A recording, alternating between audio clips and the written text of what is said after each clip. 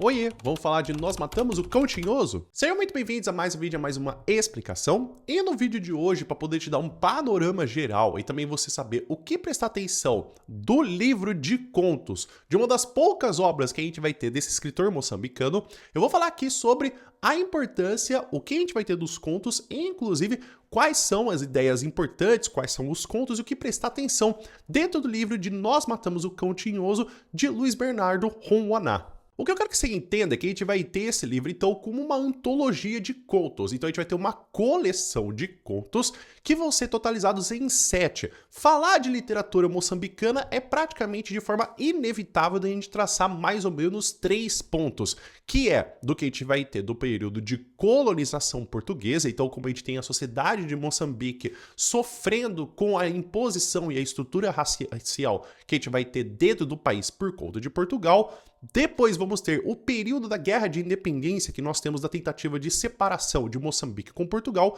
e por fim, esse período de pós-independência, tentando fazer com que a gente faça um misto de gerações entre as pessoas que viveram nesse período colonial e as pessoas agora tentando fazer uma identidade moçambicana. Não estou aqui querendo reduzir toda a literatura a esses 3 pontos, mas é praticamente inevitável a gente passar por alguns desses assuntos, que são coisas importantes para a gente poder perceber ao longo desses 7 contos e inclusive também do próprio autor. Luiz Bernardo Ronwaná é um autor moçambicano que nasceu do ano de 1942 e passa muito bem, obrigado. Nós vamos ter ele, inclusive, com uma temática meio curiosa de se pensar, porque quando eu falo de muitos escritores, e principalmente quando eu faço de resumos, geralmente os escritores têm lá seus 5 livros, 10 livros, 20 livros, quiçá a gente tem até escritores com muitos livros, que fica até meio cansativo a gente falar quais são os melhores livros, ou dizer quais são as melhores possibilidades de início de leitura, mas a gente tem o Luiz Bernardo Ronwaná com apenas 2 livros publicados, e lógico que ele também tem uma extensão de escrever contos,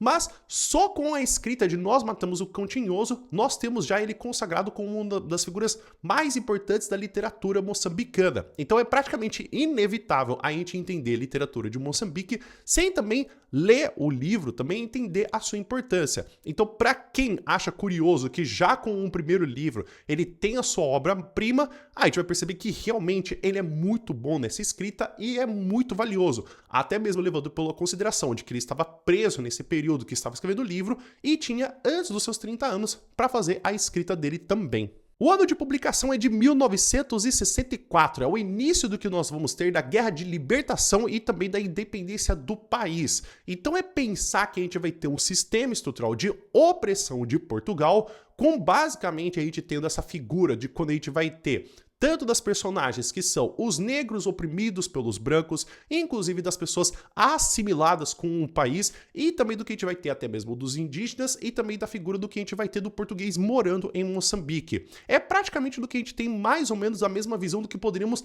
analisar com o Brasil no período do romantismo. Só que o que a gente vai ter um pouco diferente é que no período do romantismo, nós temos uma perspectiva muito mais de identidade brasileira, tentando se pegar aspectos europeus. Já aqui no que a gente vai ter na literatura de Moçambique, e especificamente Nós Matamos o Cão Tinhoso, não é uma visão que ela tem óculos de europeu. Aqui nós vamos ter sim a denúncia do que a gente vai ter de violência, de racismo, inclusive do que a gente vai ter mesmo até de assédio, do que nós percebemos em parte da relação da população branca com a característica dos portugueses, em cima do que nós vamos ter do povo moçambicano. E dentro desse livro de contos, nós vamos ter 7 contos apresentados. Temos inicialmente o nome que vai dar, inclusive, o nome do conto e do livro, que se chama Nós Matamos o Cão Tinhoso, Inventário de Imóveis e Jacentes, Dina, a Velhota, Papá Cobra e Eu, As Mãos dos Pretos,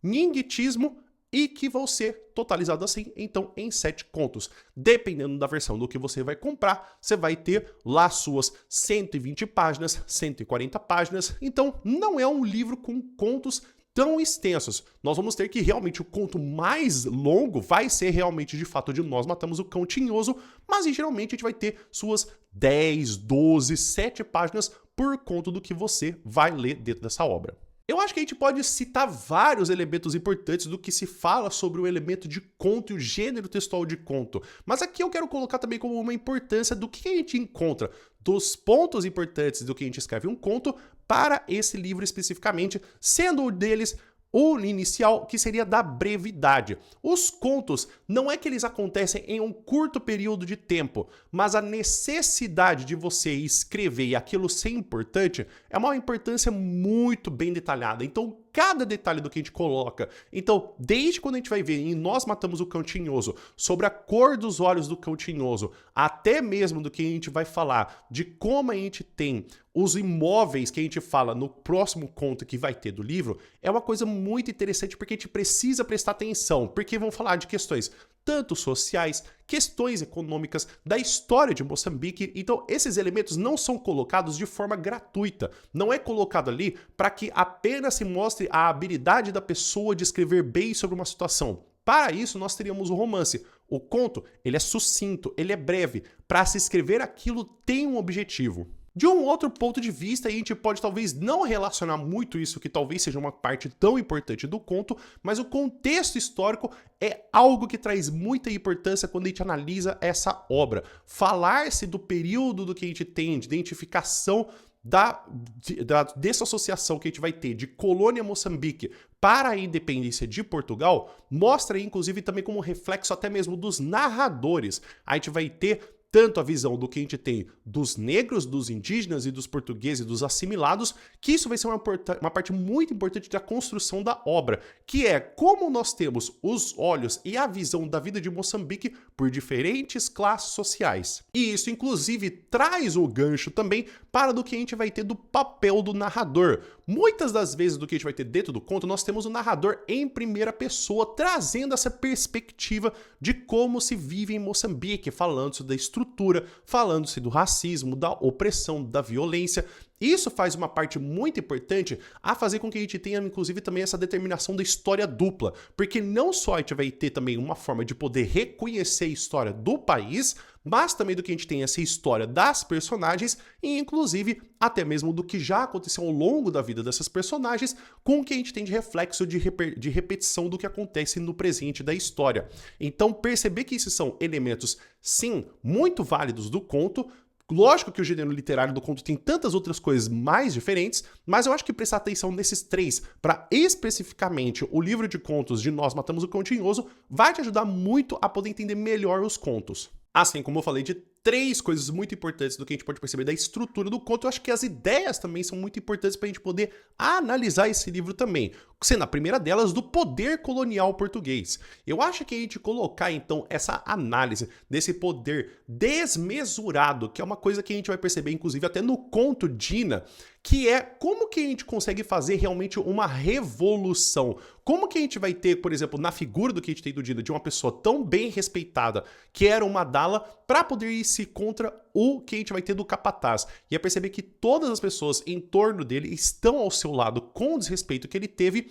Mas isso é o que é o problema. Como que a gente vai ter esse poder desmesurado do poder da arma, da opressão, das leis de um país que é deles, mas ao mesmo tempo que não é deles também? Então é uma coisa que a gente precisa analisar, que esse racismo que é feito de forma específica, de forma de lei, de forma de que a gente vai ter de economia, que vai depois se espalhar para todos os outros contos posteriormente, é uma coisa que a gente precisa ver que vai ser tratado de formas diferentes, mas o tema é persistente ao longo de toda a obra. Eu acho que uma coisa muito interessante também de perceber é o que a gente fala da presença das crianças. Lógico que inicialmente elas como narradores dos contos, mas também dessa dualidade do que a gente tem dessa nova história de Moçambique. Se por um lado nós temos esse potencial como uma figura de nascimento e esses olhos que a gente poderia ter de personagens que estão traçando uma nova história para Moçambique, para poder falar de como que a gente pode ter uma nova possibilidade de futuro, dessa construção de nação,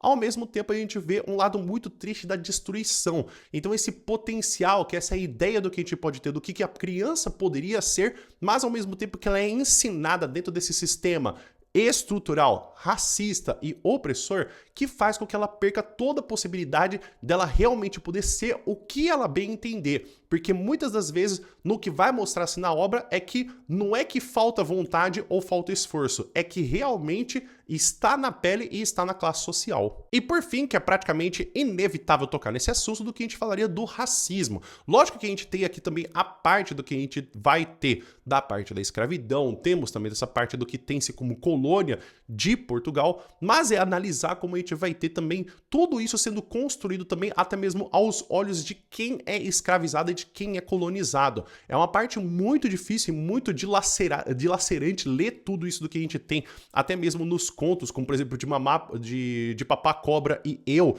ou do Nigtismo, que é ver como que, mesmo que eles percebam toda essa opressão, que é como que se vai contra, como que a gente tem esse poder de poder perceber que, será que tem alguma outra forma diferente de se viver? Será que a vida é assim mesmo? E é isso que é uma das coisas mais tristes do que a gente vai ter ao longo dos contos, que é perceber que não é simplesmente que se vive daquele jeito porque é o jeito correto, mas é que às vezes se pensa num outro tipo de mundo e que parece que não é possível ter um outro tipo de vida. Agora, de perguntas possíveis que nós poderíamos ter a respeito desse livro de contos, mas eu acho que também isso pode se espalhar para os outros contos, nós teremos a primeira delas de como é possível analisar a opressão colonial portuguesa. Eu acho que é perceber como a gente tem tanto do que a gente fala da língua, da imposição das leis e também desse sistema econômico que mostra como a gente vai ter esse povo que sai de uma terra, se põe naquele país e que inclusive trata eles como se eles não fossem pertencentes àquele local e que inclusive são eles os donos. Então é perceber como a gente vai ter toda essa conversa que às vezes pode ser feita de forma metafórica, como a gente tem no conto de inventário de imóveis e adjacentes, ou também quando a gente teve no conto de A Velhota, mas de uma forma que poderia ser um pouco mais específica e mais física, como a gente tem no conto de Dina e As Mãos dos Pretos. Então é perceber que como a gente vai ter esse racismo e essa opressão colonial portuguesa sendo expressa ao longo dos contos. Ela é um tema central, mas eu acho que é interessante você perceber quando que é metafórico e quando o assunto está sendo tratado de forma literal. De um outro ponto que poderíamos ter de uma pergunta possível seria de qual a importância da representação das crianças de diferentes posições sociais dos contos. Então é analisado o que a gente vai ter das crianças de Nigtismo, de Nós Matamos o Cão Tinhoso, de A Velhota. Como que a gente vai ter essas crianças agindo e quais são suas posições sociais diferentes? Nós estamos falando de crianças pobres, de classe média, de classe alta, estamos falando de europeus, portugueses e brancos, estamos falando de negros, estamos falando de indígenas. Eu acho que olhar para como que tem esse posicionamento das crianças, para a relação que elas têm com Moçambique, é uma parte interessante da gente analisar essa obra assim, que pode te ajudar com pontos de poder entender melhor a obra como completo, mas também poder analisar alguns contos que são um pouquinho mais chatos de entender, como por exemplo do inventário de móveis adjacentes, mas alguns contos que talvez fique um pouco mais fácil realmente entender o que está sendo tratado na obra, como por exemplo As Mãos Negras. E assim como é tão importante entender esses pontos que eu tô falando de todos os contos, assim como a gente vê nessa parte do que a gente vai ter do artigo científico chamado de Nós Matamos o Cão Tinhoso, Anticolonialismos, Projetos de Nação e Protagonismo de Novos Homens Moçambicanos, é uma parte muito interessante do que a gente tem dessa visão de como que a gente consegue tratar essa obra não só como uma obra de ficção, mas como uma obra política e histórica. Então é como que a gente tem esse tratamento e essa análise de uma nova educação de novos moçambicanos. Analisar toda essa obra é ver e também viajar para Moçambique para poder entender um povo que tem uma história quase tão parecida com a nossa. Lógico que a gente tem alguns detalhes pouco diferentes, a gente tem umas formas diferentes, mas é perceber que tanto essa forma de opressão, essa forma de classes sociais e essa forma de falta de pertencimento são coisas muito bem relacionadas que mostram então para esses novos jovens que aparecem dentro dessa obra, desse potencial das crianças, dessa identificação com Moçambique e dessa forma de resistir e lutar para um novo futuro com uma nova Moçambique. Agora, o que eu achei do livro de contos? O livro de contos me interessou demais e principalmente pelo fato que o Luiz Bernardo Romoaná, ele tem apenas 2 obras lançadas, lógico, com os outros contos também que ele vai escrever, mas é perceber que ele é uma pessoa muito ativa politicamente. Inclusive, ele também tem trabalhos com a ONU e também trabalhos como sendo ministro, mas é uma parte importante de perceber que é inevitável quando nós temos pessoas da literatura africana que sempre estão ligadas a pautas sociais, como a gente já teve a Paulina Chiziane, fazendo com que se estar ligado à parte política e social de Moçambique torna eles escritores com uma percepção muito gentil e muito lírica da atualidade. Assim como, por exemplo, também de Jack, e aí te perceber que tudo isso, toda essa escrita, né, que nem também do Miyakoto, é como eles conseguem olhar para essa realidade e trazer em papéis para poder fazer uma literatura que ela não tem só um papel de ser um documento histórico, mas ser um documento cultural e também de crescimento social. Então eu acho que esses livros são muito bons para poder mostrar que como a gente pode falar de política, história, sociedade e cultura de forma que não fica tão panfletário, que não fica tão de uma forma que parece que a ideia social cultural ela tem que ser maior do que o livro. Esses contos, sim, eles trazem uma forma lírica muito forte que às vezes passa até batido que aquilo é uma pauta histórica, cultural e social. Então eu acho que vale muito a pena sim ler. Eu acho que tem contos muito mais difíceis do que outros, por exemplo, Nós Matamos o Cão Tinhoso, eu acho um conto muito complicado de se analisar, mas tem contos que me fizeram ficar apaixonado, como por exemplo A Velhota e as Mãos Negras. Mas, lógico que isso também vai muito do que a minha preferência, do que eu gosto. Talvez se você goste de outros contos, e eu quero saber inclusive dos seus contos favoritos nos comentários, por favor. Então é isso, pessoal, espero que vocês tenham entendido, espero que vocês tenham gostado. Fica aqui então a análise do livro de contos Nós Matamos o Cão Tinhoso. Logicamente, nos próximos vídeos eu vou fazer análise de cada um dos contos e também fazer leitura de algumas partes para que você também possa entender melhor cada um deles. Inclusive, se tem alguma dúvida, alguma coisa que você não entendeu, alguma coisa que você gostaria de perguntar, escreve aqui nos comentários, por gentileza. E assim como eu falei pra você, eu vou fazer também a análise de cada um dos contos que eu vou deixar inclusive aqui nessa playlist do Nós Matamos o Cão Tinhoso, que fica então esse vídeo sobre análise geral e também sobre cada um dos contos. Mas se a sua intenção é já começar a entender quais são os contos dentro dessa obra, como por exemplo, o nome do conto que dá o nome para esse título também, do título do coletânea de contos, que é Nós Matamos o Cão Tinhoso, tem aqui o vídeo explicando o conto Nós Matamos o Cão Tinhoso. O vídeo vai ficando por aqui. Muito obrigado por todo mundo que ficou até aqui. Espero que você tenha um bom dia. E a gente se vê no próximo vídeo. Até mais!